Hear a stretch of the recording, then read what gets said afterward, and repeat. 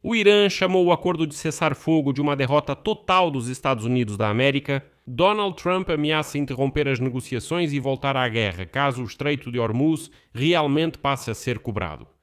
Marco Rubio partiu em uma turnê pelas monarquias do Golfo Pérsico para convencê-las de que o acordo com o Irã é, de fato, uma vitória dos Estados Unidos da América.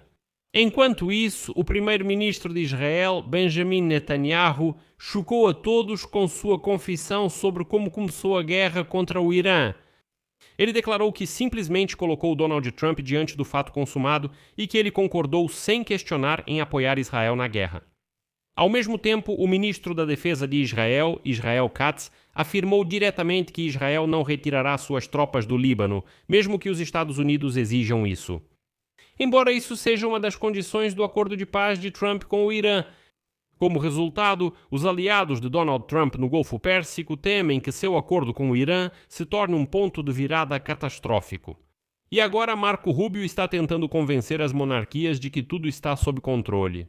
Embora Catar, Arábia Saudita, Bahrein, Kuwait e Emirados Árabes Unidos vejam claramente como o Irã está negociando com Omã, sobre como eles juntos vão novamente bloquear o Estreito de Hormuz e cobrar dinheiro pela passagem de cada navio. E embora Donald Trump assegure que isso nunca vai acontecer, o Irã está preparando um mecanismo para implementar isso. E os países do Golfo Pérsico não acreditam mais na proteção dos Estados Unidos porque o Irã manteve tanto o seu programa de mísseis quanto todas as suas forças por procuração. Também recebe o levantamento das sanções e desbloqueio de todos os ativos. Meu nome é Alexei Pichi. Vamos discutir tudo isso juntos agora, entender todos os detalhes e organizar as informações. Mas antes de começarmos, peço que você se inscreva no canal, ative o sininho e deixe seu comentário neste vídeo. Então, o acordo entre os Estados Unidos e o Irã está por um fio. O principal negociador iraniano, Mohammad Bagher Ghalibaf, chamou o acordo preliminar entre os Estados Unidos e o Irã de uma declaração de derrota dos Estados Unidos da América. E Donald Trump alertou que encerrará imediatamente quaisquer negociações com o Irã caso se confirmem os rumores sobre os planos de Teherã de cobrar tarifas dos navios que passam pelo Estreito de Hormuz. Mas a declaração de Ghalibaf soa ameaçadora à luz das ligações do Irã com a Rússia e a China. A seguir, uma citação de Ghalibaf. Os acordos de Islamabad entre o Irã e os Estados Unidos não foram resultado de pressão e coerção, mas consequência da resistência e da força do corajoso povo iraniano. A era de impor sua vontade às nações independentes acabou. Sua declaração foi feita em meio à continuação das consultas técnicas no âmbito do acordo de 60 dias. Os negociadores iranianos e americanos ainda divergem sobre questões-chave não resolvidas, principalmente em relação ao futuro do Estreito de Hormuz e ao regime de inspeções nucleares no Irã. Mas vale lembrar que antes da guerra de Donald Trump contra o Irã, a questão do Estreito de Hormuz simplesmente não existia. Ela simplesmente não existia. O Estreito de Hormuz estava aberto e nem sequer se discutia se haveria tarifas ou não. O presidente dos Estados Unidos, Donald Trump, se manifestou. E então, em resposta à declaração de Ghalibaf, foi dito que Teherã garantiu a Washington que não haverá tarifas para os navios que passarem pelo Estreito de Hormuz. Além disso, cito, nenhuma taxa, nenhum pagamento de seguro e nenhum outro tipo de cobrança de qualquer natureza. Estou avisando. Ele afirmou que, se isso não for verdade, as negociações serão imediatamente encerradas. Trump também disse que os ativos iranianos descongelados serão usados, atenção, exclusivamente para a importação de alimentos dos Estados Unidos da América. Em seguida, cito Trump. Os fundos ou sanções que o Departamento do Tesouro dos Estados Unidos desbloquear liberarão recursos que serão usados exclusivamente para a compra de alimentos e medicamentos. E exclusivamente nos Estados Unidos, incluindo milho, trigo e soja dos nossos grandes agricultores americanos. Parece bonito, não é? Mas o porta-voz do Ministério das Relações Exteriores do Irã, Ismail Baghai, rejeitou essa condição. Aqui está a citação dele. Quanto aos ativos iranianos liberados, as decisões sobre eles serão tomadas da forma que melhor atenda aos interesses do Irã em relação à compra de produtos, nosso Ministério da Agricultura. E outros órgãos competentes vão se basear no preço e na qualidade. Portanto, não há nenhuma restrição nesse sentido. Depois disso, Donald Trump afirma que não foi totalmente compreendido, como se não tivesse falado sobre exclusividade. Ou seja, dos bilhões e bilhões de ativos descongelados, ele espera que o Irã gaste cerca de 500 bilhões em produtos americanos. Provavelmente entendemos errado a palavra exclusivamente. Antes trouxe uma citação, exclusivamente em produtos americanos. Agora ele diz, bom, não é exatamente exclusivamente, claro. Nós vamos descongelar algumas dezenas de bilhões de dólares e desse valor, cerca de 500 milhões os iranianos vão gastar em produtos americanos. Talvez sim, talvez não. Enquanto isso, a situação com a passagem de navios de carga pelo Estreito de Hormuz continua indefinida. Os navios estão passando pelo estreito agora, mas a dúvida é o que acontecerá depois. E aqui está o mais curioso, que os apoiadores de Donald Trump não querem admitir. Bem, muito provavelmente o pagamento pela passagem dos navios ainda vai existir. A questão é como será essa cobrança. E até o próprio Trump também insinuou isso. Citação: durante 60 dias do regime de cessar-fogo no Estreito de Hormuz, com certeza não haverá nenhuma cobrança. E também não haverá cobranças após esses 60 dias, a menos que elas sejam introduzidas pelos Estados Unidos da América e em benefício deles. Aqui Trump está sendo dissimulado, porque no memorando de entendimento está claramente escrito que o Irã não cobrará pelo trânsito de navios pelo Estreito de Hormuz apenas por 60 dias. As ações desse cessar-fogo. Depois disso, Goliath Ghalibaf, aquele mesmo, declarou à mídia estatal do país que o Estreito de Hormuz, cito, nunca voltará às condições de antes da guerra e que o Irã manterá o controle sobre essa via navegável. É aqui que começa a parte mais interessante. O Irã e Omã publicaram uma declaração conjunta dizendo que estão trabalhando em um acordo para administrar conjuntamente o Estreito de Hormuz, bem como, abre aspas, sobre os serviços prestados em relação a isso e os custos associados, de acordo com os padrões internacionais.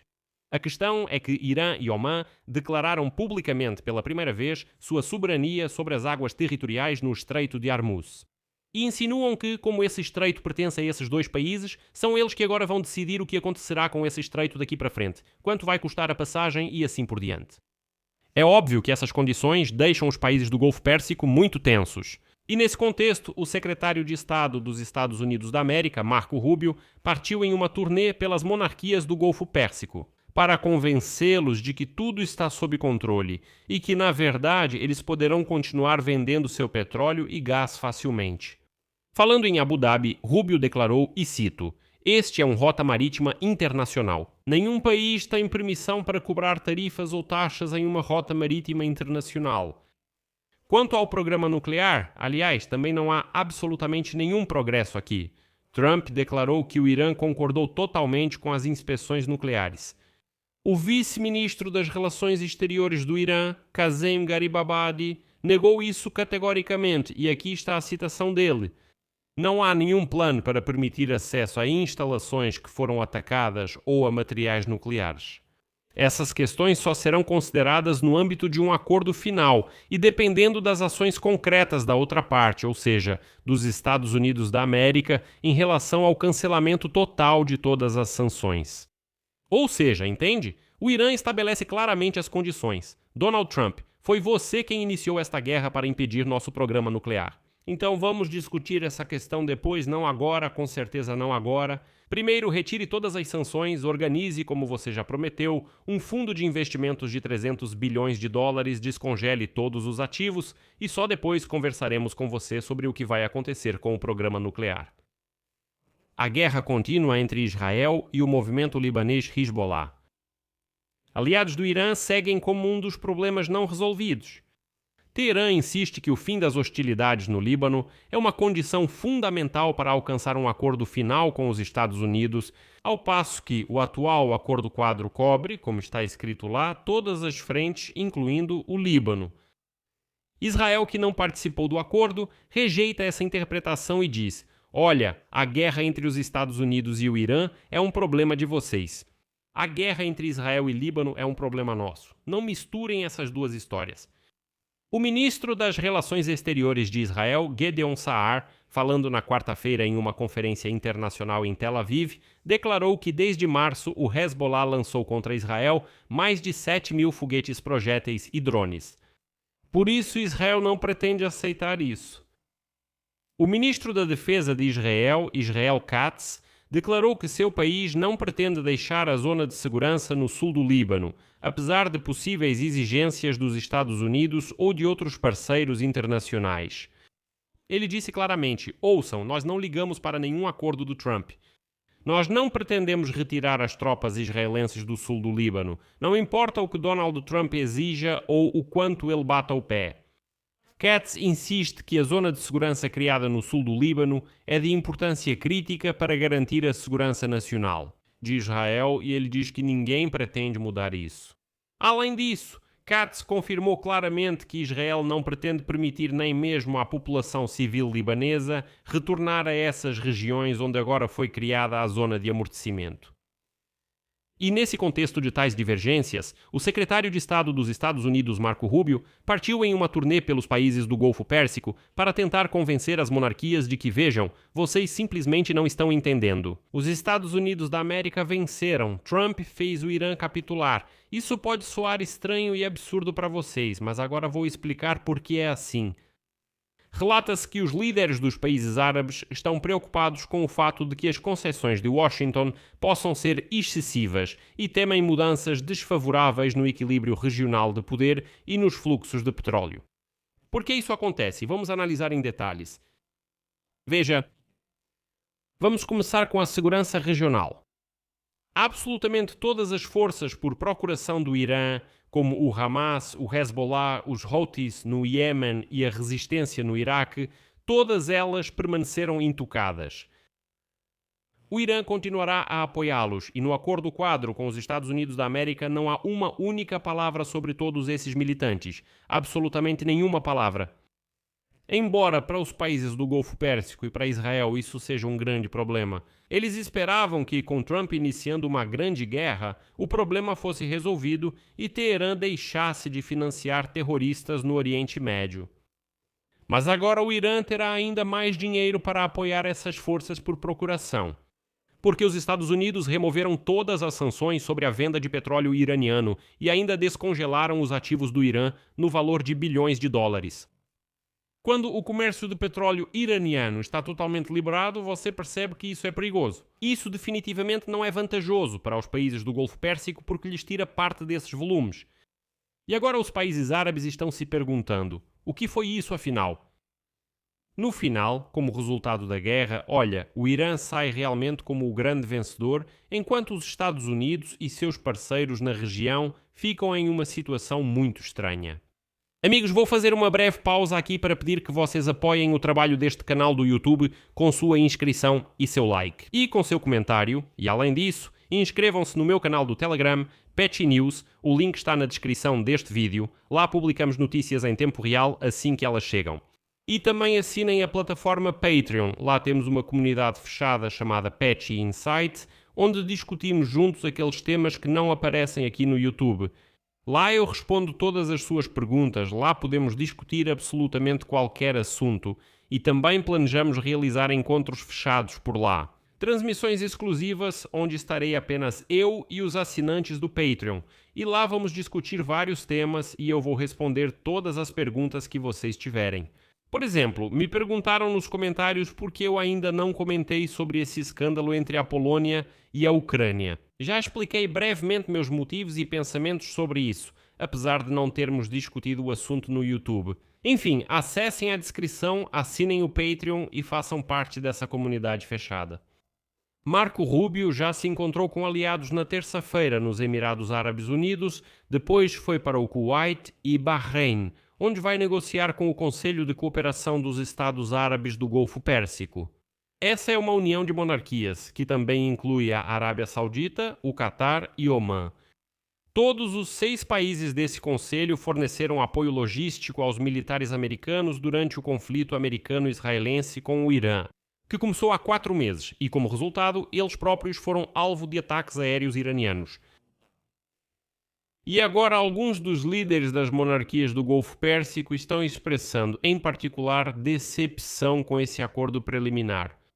O memorando entre os Estados Unidos e o Irã pode abrir caminho para a normalização das relações entre os Estados Unidos e o Irã, um país predominantemente xiita, enquanto a maioria é sunita. O Irã é visto pelos países da região como seu maior adversário. E agora, diante de seus olhos, seu principal aliado, os Estados Unidos da América, está tentando construir relações com seu principal adversário, o Irã. Importante lembrar que a opinião dos sheiks é fundamental para os políticos americanos. Nos Emirados Árabes Unidos, Arábia Saudita, Catar, Kuwait e Bahrein estão localizadas bases militares americanas, que por sua vez formam a base da arquitetura de segurança dos Estados Unidos no Oriente Médio. Se algum desses países revisar suas relações de segurança com Washington, isso pode influenciar significativamente a estratégia militar dos Estados Unidos na região. E agora Marco Rubio precisa acalmar os aliados regionais sem criticar o acordo de Trump com o Irã. E, segundo fontes da região, pontos específicos do memorando entre os Estados Unidos e o Irã deixaram os líderes regionais simplesmente perplexos. Uma das principais fontes de preocupação são os mísseis balísticos do Irã. Durante todo o conflito, a administração de Donald Trump declarou que a destruição do potencial de mísseis do Irã e do seu programa de mísseis era um dos principais objetivos da campanha militar.